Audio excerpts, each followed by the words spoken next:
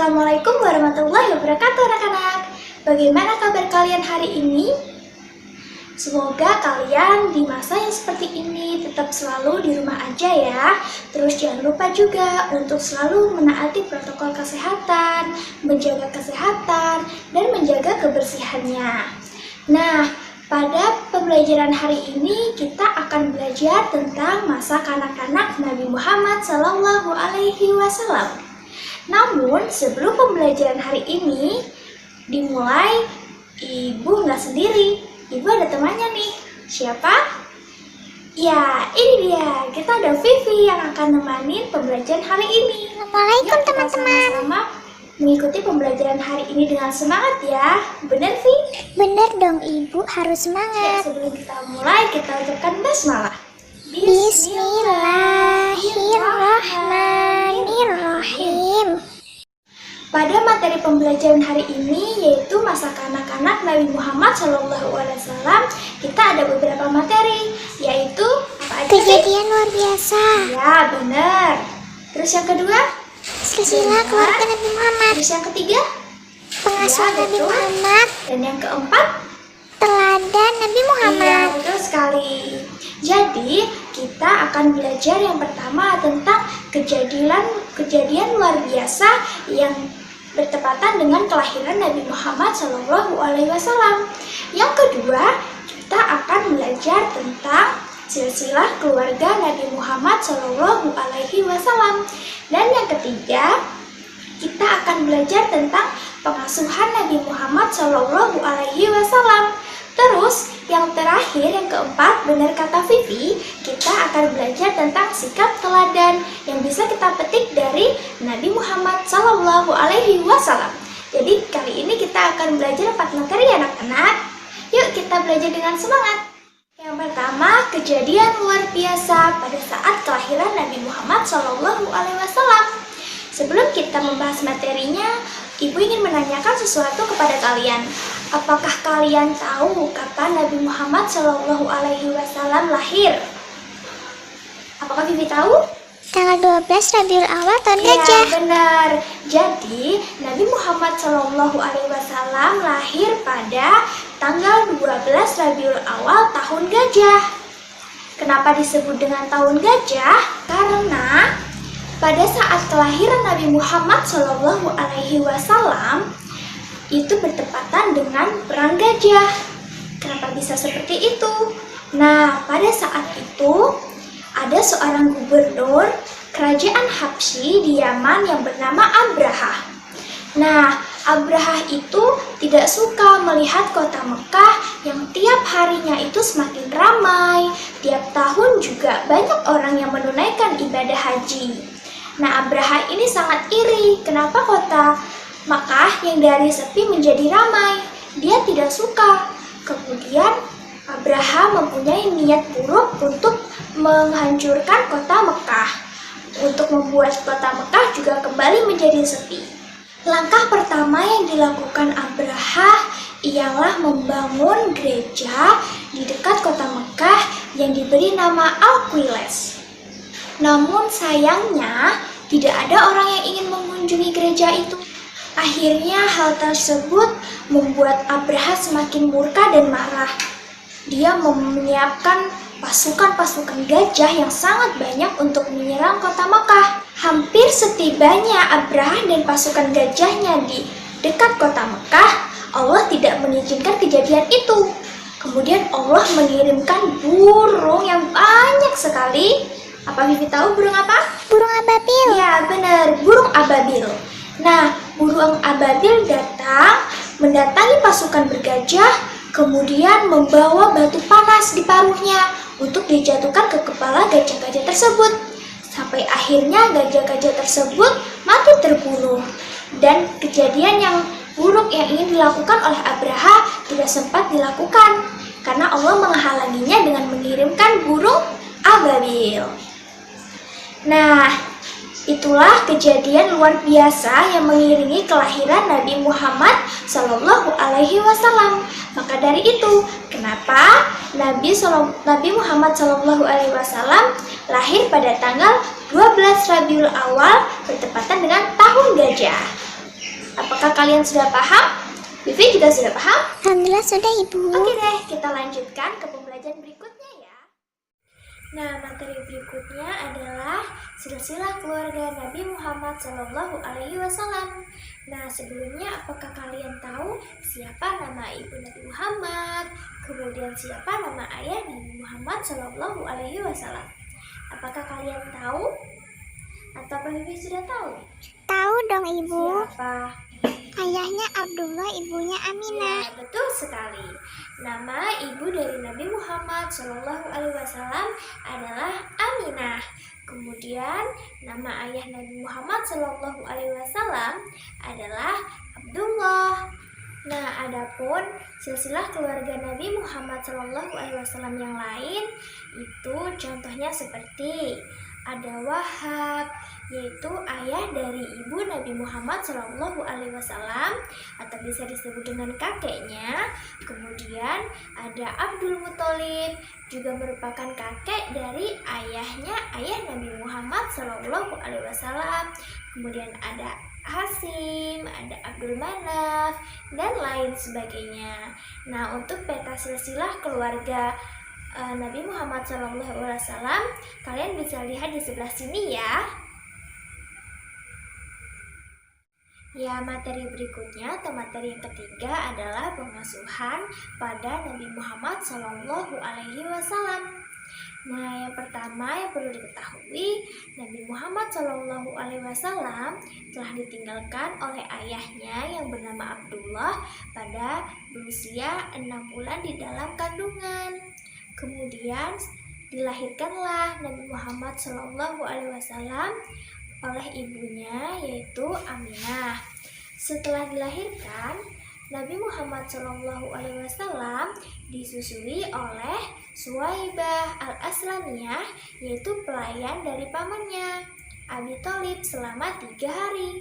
Setelah disusui oleh Suwaibah al-Islamiyah, Nabi Muhammad diasuh dan dibesarkan dengan penuh kasih sayang oleh seorang wanita yang disebut dengan Halimatus Diyah. Nah, setelah disusui oleh Suwaibah al-Aslamiyah, kemudian dibesarkan selama 4 tahun oleh Halimatus Diyah. Kemudian Nabi Muhammad SAW kembali lagi dalam asuhan ibunya yaitu Aminah. Namun sayangnya Nabi Muhammad SAW hanya diasuh oleh ibunya selama 2 tahun karena ibunya jatuh sakit dan meninggal dunia. Setelah itu Nabi Muhammad SAW hanya hidup sebatang kara sampai pada akhirnya dia ikut kemudian dengan kakeknya yang bernama Abdul Muthalib. Namun juga tidak berlangsung panjang, Nabi Muhammad SAW ikut dengan kakeknya.